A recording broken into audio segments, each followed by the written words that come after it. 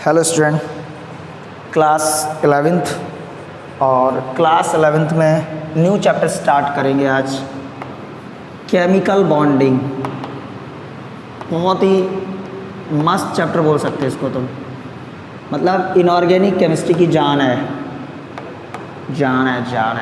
Chemical bonding, chemical bonding में क्या है हमें पढ़ना है, कैसे मॉलिक्यूल का फॉर्मेशन होता है, कौन से बॉन्ड होते हैं, कौन से बॉन्ड कब बनते हैं, किसकी क्या ज्योमेट्री होती है, कौन से मॉलिक्यूल में एटम ऐसे लटका रहता है, कौन से मॉलिक्यूल में एटम ऐसे लटका रहता है।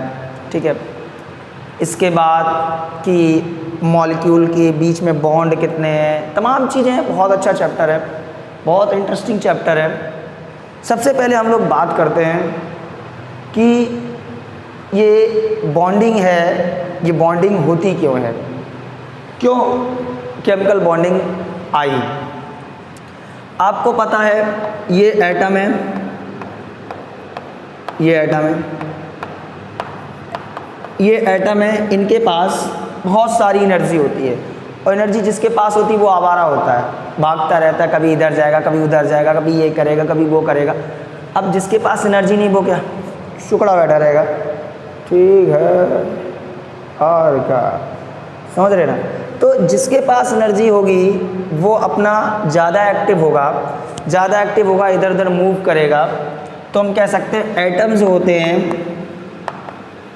इनके पास हाई एनर्जी होती है।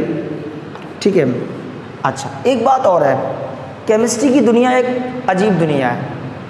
केमिस्ट्री और हमारी दुनिया में सिमिलरिटी है। हम लोग भी स्टेबिलिटी के लिए काम कर रहे हैं और केमिस्ट्री भी स्टेबिलिटी के लिए काम कर रही है। सोचो कैसे।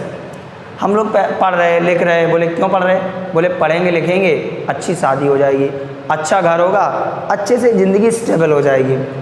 समझ गए, किसके लिए काम कर रहे हैं, स्टेबिलिटी के लिए। केमिस्ट्री, इससे मिल जाओ, उसके साथ रिएक्शन कर लो, ऐसा कर लो, ऑक्टेट कंप्लीट हो जाएगा, फलाना कंप्लीट हो जाएगा, ढिकाना कंप्लीट हो जाएगा। ये भी स्टेबिलिटी के लिए है। तो एटम की इतनी ज़्यादा एनर्जी होती है कि ये अनस्टेबल है। कैसे हैं, अनस्टेबल है। तो सर ये करते क्या हैं, ये कंबाइन होके बनाते हैं मॉलिक्यूल। क्या बनाते हैं, मॉलिक्यूल बनाते हैं। और जब ये मॉलिक्यूल बनाते हैं तो इनकी एनर्जी क्या हो जाती है, कम हो जाती है, लो एनर्जी हो जाती है। और ये कैसे हो जाते हैं, स्टेबल हो जाते हैं। क्या हो जाते हैं, स्टेबल हो जाते हैं। तो इस मॉलिक्यूल के फॉर्मेशन में स्पेशल टाइप के बॉन्ड बनते हैं। इसी फिनोमेना को बोलते हैं बॉन्डिंग। अच्छा सर, कोई चीज़ अनस्टेबल है, एनर्जी ज़्यादा है, तो हाउ टू गेन स्टेबिलिटी, उसके भी तरीके अलग अलग हैं। बात समझ रहे। तो इस चैप्टर में यूज़ होने वाली कुछ बेसिक इन्फॉर्मेशन, जैसे बैलेंस इलेक्ट्रॉन क्या होते हैं, और ऑक्टेट क्या होता है, सुपर ऑक्टेट क्या होता है, और क्यों एटम एक दूसरे से कंबाइन करते हैं। अच्छा, इस क्वेश्चन को यहीं समाप्त कर लिया जाए, why atom combine to each other. उसके बाद पढ़ेंगे what is the valence electron. यहीं पे एक क्वेश्चन बनाता हूं मैं, why atom combine to each other. छोटी सी और सोचने वाली बात है। आपके पीरियोडिक टेबल में अगर बात की जाए, इन पीरियोडिक टेबल अगर सबसे ज़्यादा स्टेबल है तो कौन है, helium, neon, argon, krypton, xenon और radon. That's it is noble gas. कैसी गैस है, नोबल गैस है। ये क्यों स्टेबल है, क्योंकि इनके ऑक्टेट कंप्लीट है। क्या है, ऑक्टेट कंप्लीट है। इनके ऑक्टेट कंप्लीट हैं इसलिए स्टेबल हैं। तो पहला पॉइंट यही आता है कि इनको छोड़कर, नोबल गैस को अगर छोड़ दिया जाए तो कोई भी ऐसा नहीं है जिसका ऑक्टेट कंप्लीट हो। और जब ऑक्टेट कंप्लीट नहीं है तो उस ऑक्टेट को कंप्लीट करने के लिए ये आपके एक दूसरे से कंबाइन करते हैं। ठीक है, for completion of octet, octet को कंप्लीट करने के लिए एक दूसरे से कंबाइन करते हैं और कंबाइन होकर मॉलिक्यूल का फॉर्मेशन करते हैं। दूसरा, for going to low energy level, low energy level बिल्कुल सही बात है, जब ये लो एनर्जी लेवल पे जाएंगे तभी तो जाके ये स्टेबल हो पाएंगे। तो दूसरा इसलिए कंबाइन करते हैं for going to low energy level, कम एनर्जी लेवल पे जाने के लिए एक दूसरे से कंबाइन करते हैं। तो ये रीज़न है कि एटम एक दूसरे से कंबाइन करके मॉलिक्यूल का फॉर्मेशन करते हैं, और जब ये एक दूसरे से कंबाइन करते हैं तो डिफरेंट टाइप के बॉन्ड का फॉर्मेशन करते हैं, क्योंकि वो डिपेंड करेगा कि वो एक दूसरे से कंबाइन कैसे कर रहे हैं, वो एक अलग फिनोमेना है। अब हम कुछ जनरल नॉलेज की बातें करेंगे, जैसे बैलेंस इलेक्ट्रॉन वगैरह क्या होते हैं, ऑक्टेट क्या होता है, सुपर ऑक्टेट क्या होता है, ठीक है। इसको जरा नोट करो, एक सेकंड में फिर बता रहे।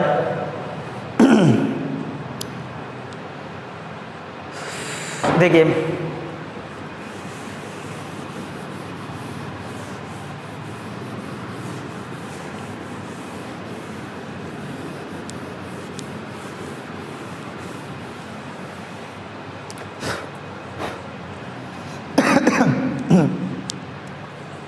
वैलेंस इलेक्ट्रॉन,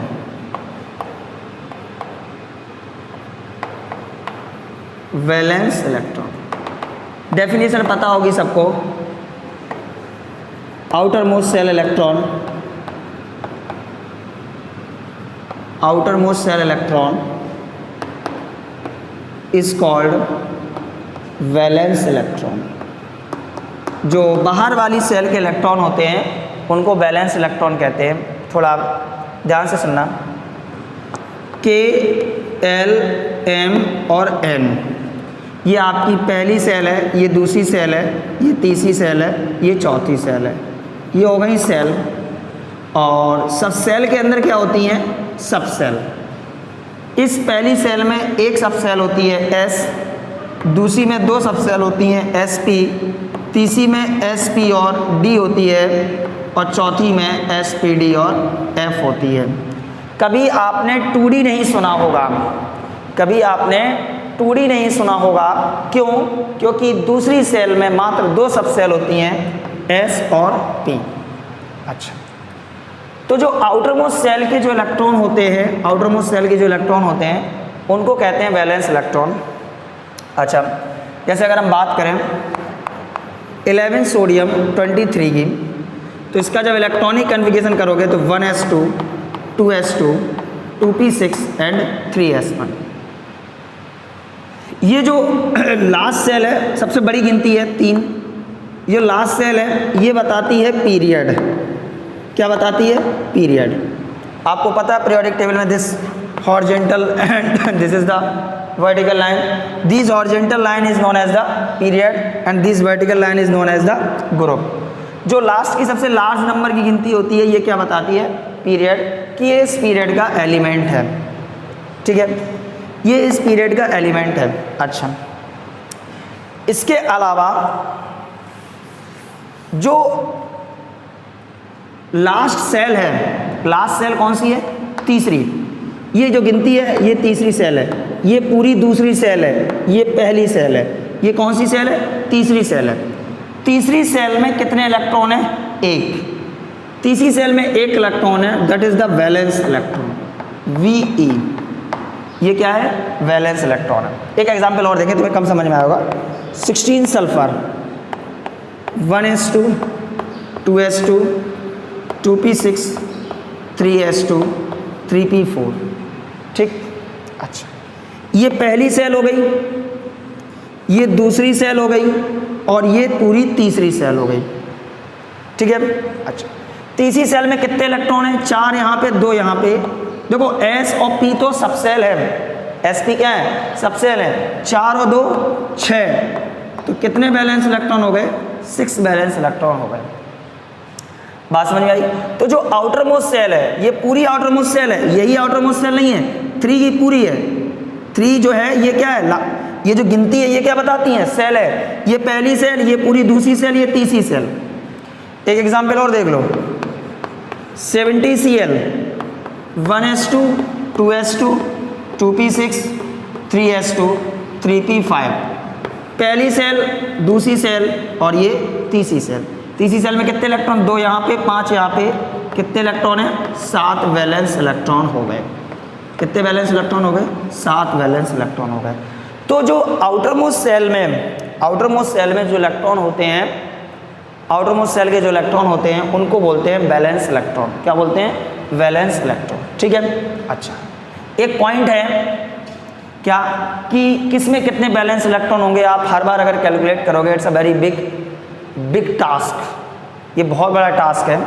तो हम एक जुगाड़ बता रहे हैं आपको। जुगाड़ क्या, सबको पता ऑलरेडी, कोई बहुत बड़ी चीज़ नहीं बता रहे हमको, कि जो जिस ग्रुप का एलिमेंट होता है, जो जिस ग्रुप का एलिमेंट होता है उसकी आउटर मोस्ट सेल में उतने ही इलेक्ट्रॉन होते हैं, उसकी आउटर मोस्ट सेल में उतने ही इलेक्ट्रॉन होते हैं। और सर जो आउटर मोस्ट सेल के इलेक्ट्रॉन होते हैं दैट्स कॉल्ड वैलेंस इलेक्ट्रॉन, उन्हें क्या बोलते हैं, वैलेंस इलेक्ट्रॉन।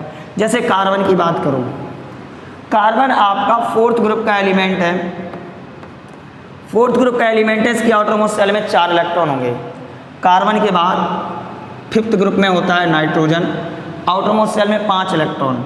6th ग्रुप में होता है ऑक्सीजन, आउटर मोस्ट सेल में 6 इलेक्ट्रॉन। 7th ग्रुप में होता है फ्लोरीन, आउटर मोस्ट सेल में 7 इलेक्ट्रॉन। और 8th ग्रुप में होता है नियॉन, आउटर मोस्ट सेल में 8 इलेक्ट्रॉन। कितने इलेक्ट्रॉन हैं, 8 इलेक्ट्रॉन। और 3rd ग्रुप में होता है बोरॉन, आउटर मोस्ट सेल में 3 इलेक्ट्रॉन। तो जो जिस ग्रुप का एलिमेंट है उसकी आउटर मोस्ट सेल में, जैसे क्लोरीन की बात करो तो फ्लोरीन के नीचे क्या होता है, क्लोरीन। और क्लोरीन जरा देखिए किस ग्रुप का है, क्लोरीन के आउटर मोस्ट सेल में कितने इलेक्ट्रॉन है, 7। तो क्लोरीन के बैलेंस इलेक्ट्रॉन कितने हो गए, 7 हो गए। आप एक चीज़ देख रहे हो कि ये लास्ट में कौन है, नोबेल गैस। नोबेल गैस की आउटर मोस्ट सेल में 8 इलेक्ट्रॉन आए हैं, इसके अलावा किसी की आउटर मोस्ट सेल में 8 इलेक्ट्रॉन नहीं आए हैं। जब किसी के आउटर मोस्ट सेल में 8 इलेक्ट्रॉन नहीं है, इसका मतलब किसी का ऑक्टेट कंप्लीट नहीं है।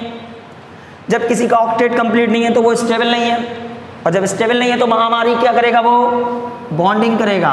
क्या करेगा, बॉन्डिंग करेगा। इसको नोट करो एक सेकंड में, उसके बाद बता रहे what is the octet and what is the super octet.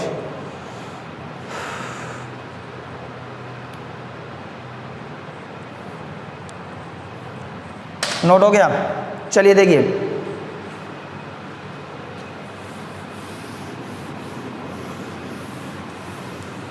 छी छी छी छी छी छी छी छी छी छी छी छी।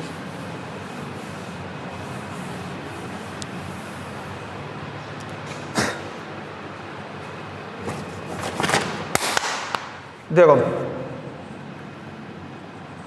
ऑक्टेट रूल क्या है,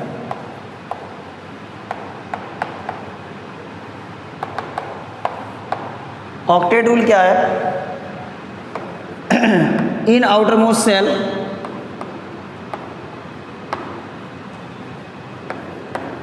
एट इलेक्ट्रॉन इज प्रेजेंट। अगर किसी की आउटरमोस्ट सेल में 8 इलेक्ट्रॉन प्रेजेंट है तो वो ऑक्टेट फॉलो कर रहा है, नहीं है तो वो 8 लाने की कोशिश करेगा, 8 लाने क्या करेगा, कोशिश करेगा। बात समझ रहे हो। जैसे नियॉन की बात करो, 10 होता है, 1s2 2s2 2p6, outermost cell ही हो गई, 6 2 8 इलेक्ट्रॉन हो गए। आर्गन की बात कर लो, 18 होता है, 1s2 2s2 2p6 3s2 और 3p6, आउटरमोस्ट सेल ये 8 इलेक्ट्रॉन हो गए।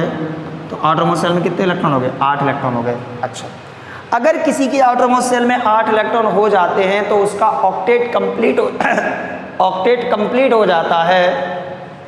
और जब किसी का ऑक्टेट कंप्लीट हो जाता है तो वो स्टेबल हो जाता है। कैसा हो जाता है, स्टेबल हो जाता है। अच्छा सर, बहुत सारे हैं, जैसे कोई भी ले लो, 70Cl ले लो, 1s2 2s2 2p6 3s2 3p5, outermost cell में 7 इलेक्ट्रॉन है। इसका ऑक्टेट कंप्लीट नहीं है, इसका ऑक्टेट कंप्लीट नहीं है। जब इसका ऑक्टेट कंप्लीट नहीं है इसका मतलब ये स्टेबल है, ऑक्टेट रूल को फॉलो नहीं कर रहा है। लेकिन अगर ये 1 इलेक्ट्रॉन ले लेगा तो इसमें 8 इलेक्ट्रॉन हो जाएंगे। कितने इलेक्ट्रॉन हो जाएंगे, 8 इलेक्ट्रॉन हो जाएंगे। इसका ऑक्टेट कंप्लीट हो जाएगा। कैसा हो जाएगा, कंप्लीट हो जाएगा, तो वो आपका हो जाएगा ऑक्टेट। अच्छा, यहीं पर एक टर्म आता है सुपर ऑक्टेट। क्या होता है सुपर ऑक्टेट, क्या होता है? आउटर मोस्ट सेल में मैक्सिमम 8 इलेक्ट्रॉन हो सकते हैं। आउटर मोस्ट सेल में मैक्सिमम 8 इलेक्ट्रॉन हो सकते हैं, लेकिन अगर आउटर मोस्ट सेल में 8 से ज़्यादा इलेक्ट्रॉन आ जाएं, more than 8 electron in outermost cell, अगर आउटर मोस्ट सेल में 8 से ज़्यादा इलेक्ट्रॉन है तो इसे सुपर ऑक्टेट कहते हैं। क्या कहते हैं? Super octet. अच्छा, अब क्या 8 से ज़्यादा इलेक्ट्रॉन हर कोई रख सकता है? 8 से ज़्यादा इलेक्ट्रॉन क्या हर कोई रख सकता है? नहीं रख सकता है।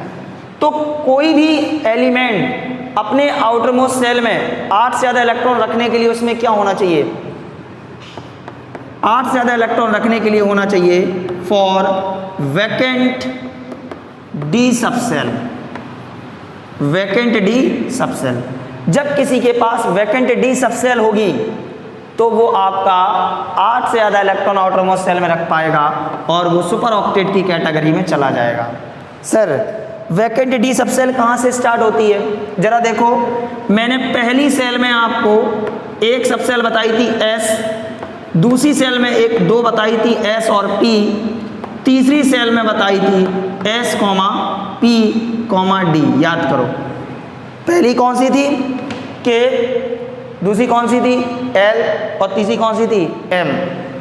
तीसरी सेल में आपके सबसेल S थी, सबसेल P थी और सबसेल D थी। बोलो थी कि नहीं थी? यस सर, थी।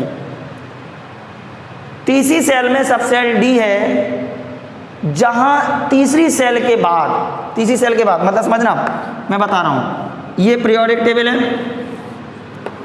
ये पहला पीरियड, ये दूसरा पीरियड, ये तीसरा पीरियड।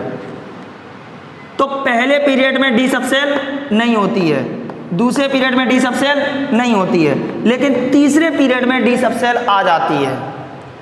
जैसे ही इलेक्ट्रॉनिक कॉन्फ़िगरेशन में गिनती 3 की आ जाए, जैसे इसमें 3 की गिनती आ गई, जैसे इसमें 3 की गिनती नहीं आई, जैसे इसमें 3 की गिनती आ गई, इसका मतलब 3s2 3p, इसके आगे 3d भी होगा।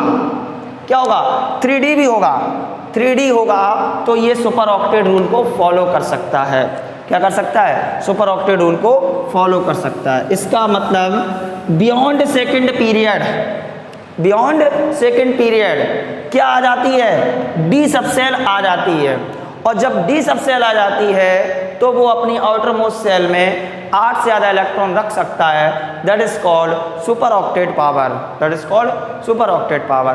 तो सुपर ऑक्टेट पावर किस पीरियड के बाद के एलिमेंट में आती है? पहले पीरियड के नहीं, दूसरे पीरियड के नहीं, दूसरे पीरियड के बाद के जितने भी एलिमेंट हैं उनमें आपके सुपर ऑक्टेट की पावर होती है। क्या